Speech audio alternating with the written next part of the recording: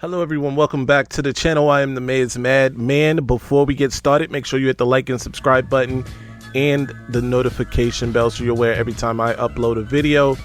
We are 2 short days away, ladies and gentlemen. We're going to talk about it. Michigan versus ECU preview, plus a little house cleaning. What Michigan players will not be participating week 1. And Jim Harbaugh says no to the NFL, all that, and of course, I'm upset. No disrespect, respectfully, but disrespectfully is disrespect.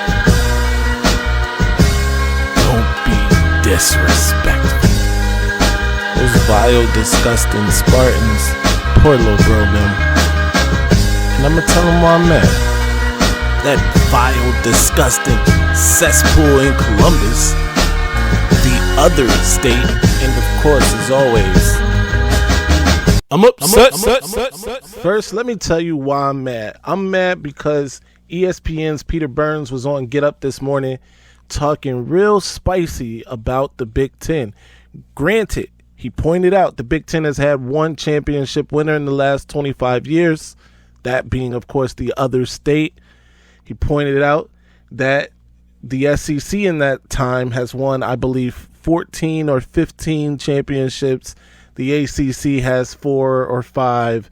Even the now defunct Pac-12 has participants and even a winner, right, in the last 25 years. That being said, watch your mouth when you speak about the best conference in college football. Even if it's not necessarily the best conference on the field right now, which there's an argument for, once the big, because I'm just calling it the big from this moment forward, once the big adds Oregon, USC, UCLA, and Washington to the ranks, it really isn't a question. It's not a question anymore what the best conference in college football is, and that's the big, without a doubt, without a shadow of a doubt. Peter Burns, thank you, but no thank you. All right, moving right along to a subject that I am tired of talking about, and that is Jim Harbaugh's 3-game suspension imposed by the university in an attempt to appease the NCAA. There's no way around it. Let's talk about the ramifications. Obviously, Jim will miss non-conference games. No big deal, because Michigan should handle their business against all those non-con opponents. In fact, the first of which we're going to get into here in a second. But there is a but here. There are many speculating about if this will be Jim's last season in Ann Arbor, because there seems to be some friction between he and the AD, Ward Manuel. Whether it's true or not, only those two gentlemen know. There seems to be a disconnect of some, if I'm just adding my own 2 cents between those two, but I don't know the full story. Then there's the idea of suspending the coach, right? And not supporting the coach. I know some Michigan fans, some pundits even, have had strong feelings about this, and shout out to my guy Antoine, who feels strongly about this, right? And that is that the university should have backed Jim Harbaugh 1,000%. No questions asked. They shouldn't have imposed the self-imposed, or shouldn't have gone through with this self-imposed suspension of Jim Harbaugh or Sharon Moore. They should have told the NCAA to kick rocks. Whether or not, whatever side you fall on, that doesn't really matter. He's suspended now, right? So, is that upsetting to Jim? We obviously know Jim doesn't like to miss games. He talked about how he hasn't missed 3 games in his life, really, right? Other than when he broke his arm in college. There's that. But there is another train of thought that Jim has flirted with the NFL the last 2 seasons. Whether or not it was just to get a reaction or something that he wanted out of the University of Michigan, or whether or not there was genuine interest, is yet another who's who of what is the truth, right?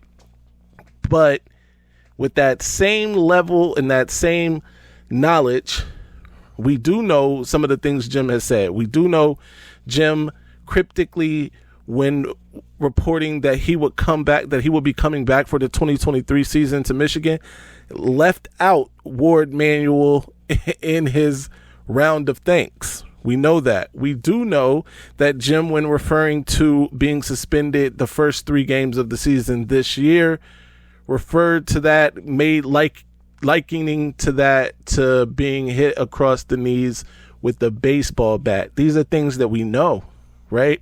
So we know Jim isn't exactly pleased. He's not 100% happy with being suspended. He may understand it. He may not understand it. But we know he's not fully on board for that self-imposed 3-game suspension. He couldn't be. He's Jim Harbaugh.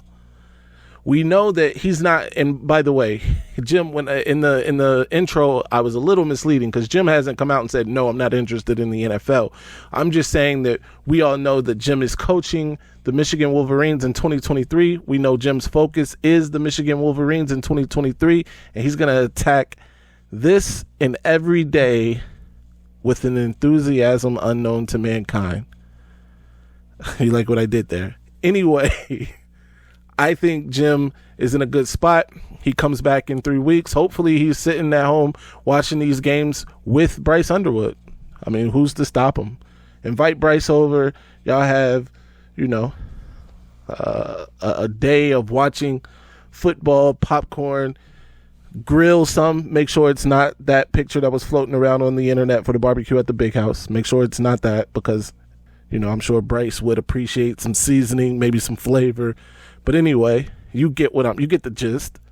That's being said, we must move on. Let's talk about some guys who may be missing for Michigan, and that is that Michigan secondary. And it's okay to miss this game against ECU. However, we do know those guys need to be back for Michigan if they hope to accomplish what they have set out for this season. And that is not, under threat here. These guys could play if they had to this week, but Rod Moore and Makari Page both look like they're going to miss this game, which is okay because Keon Sabb, former elite 4-star in the 2022 class out of New Jersey, by way, though, of IMG Academy, who was once committed to the Clemson Tigers before Venerables took his talents to Oklahoma, and he made the flip on signing day to the Michigan Wolverines.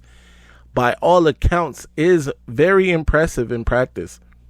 Jim Harbaugh even said that he is, quote, shot right to the top, Keon Sabb, and that's great news. I was very excited when Michigan finally was able to land Sabb, and it really came down to Michigan and Clemson in that, and Clemson got the initial commitment before he flipped, and that was an ecstatic day for me, part of that class with Will Johnson. So Keon Sabb, we know, is going to step in and play some, maybe even start this game along with Zeke Berry, the other guy from that class, another safety recruit from that class, both of whom were fighting for the number 3 spot behind Moore and Page.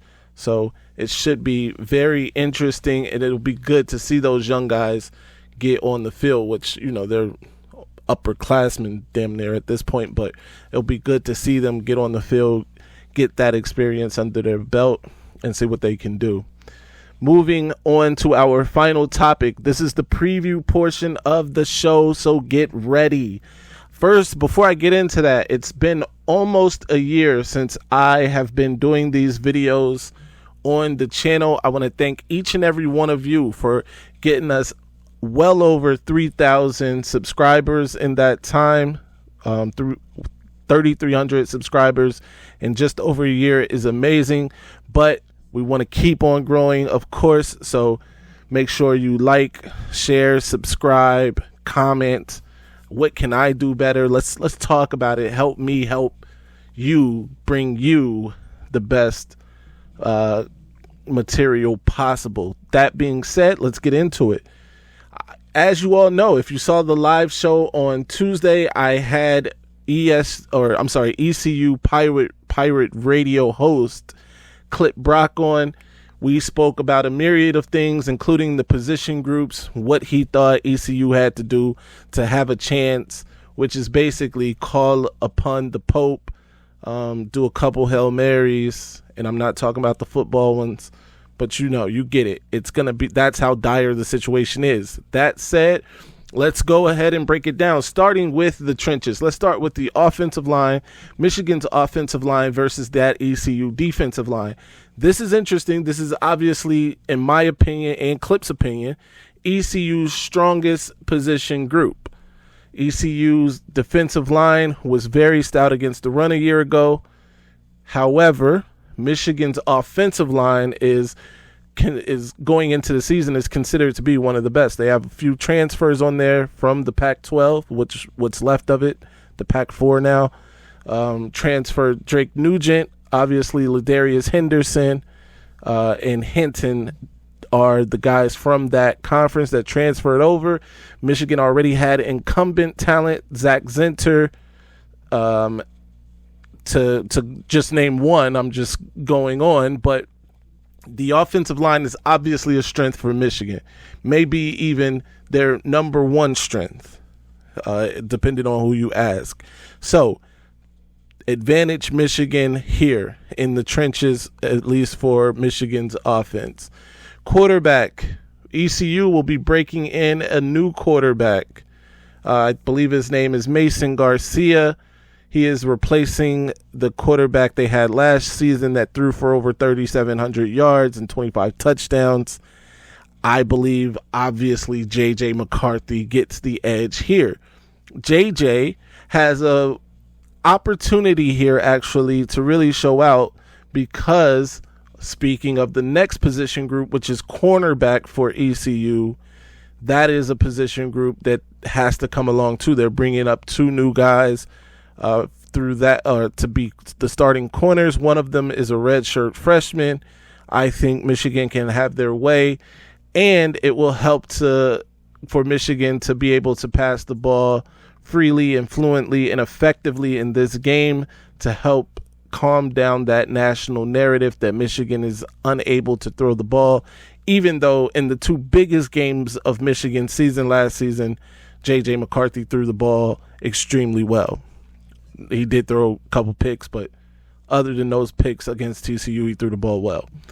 Then there is the running backs. No need to talk about it. We know Michigan has the edge here. Michigan's running backs compared to ECU's running backs, who, by the way, they are losing their number one running back from a year ago.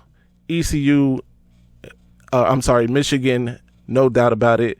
Check mark to the Wolverines. We move on. Wide receiver. ECU is losing two 1,000-yard wide receivers with 16 touchdowns between them.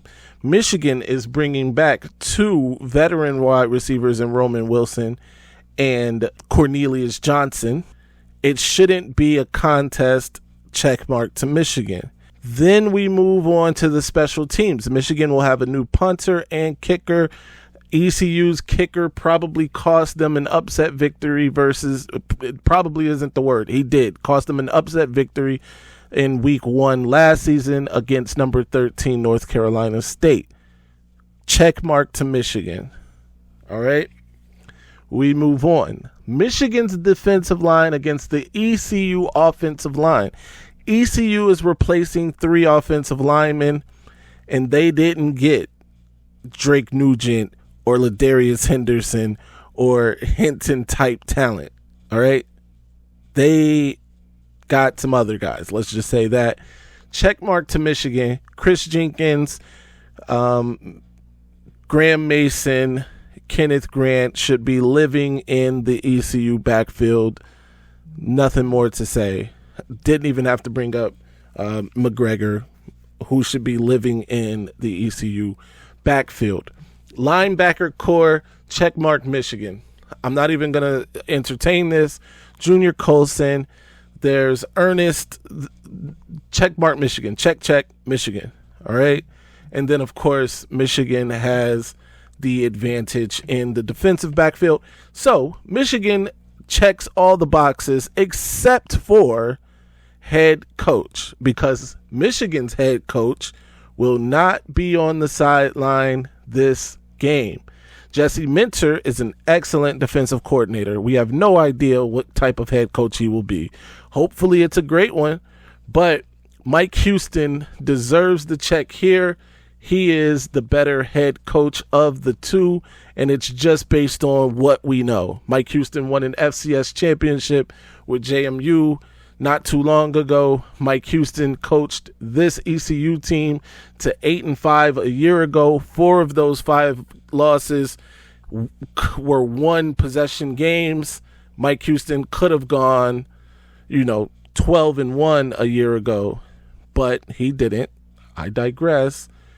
He gets the check mark for coach, and then home field advantage. Of course, it's the big house. Check, check, check, check, check for Michigan. All right. Let me know in the comment section what you think. Let me know if you agree with my breakdown here. Finally, let's get to my score prediction. I think the final score of this game, Michigan taking on ECU in the big house. Final score 45-3 for the Wolverines. I think JJ throws for around 235, 3 touchdowns. He probably doesn't finish the game because it's so out of hand. That's my prediction. Let me know what your score prediction is. Write in the comment section. Be sure to like and subscribe. That being said, right after the Michigan game, make sure you have that Bleacher Report app downloaded, as I will be on there talking about the biggest winners and losers and what I thought of the game immediately following the game, only on the Bleacher Report app. Make sure you download it, check it out. Give me a follow on Bleacher Report. Until then, stay angry, my friends. I'm upset. Ladies and gentlemen, this might be our best season ever.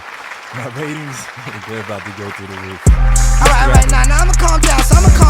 I just don't get that all that mace and that lock and all that puff. I just don't get it, son, for real. Just calm and how the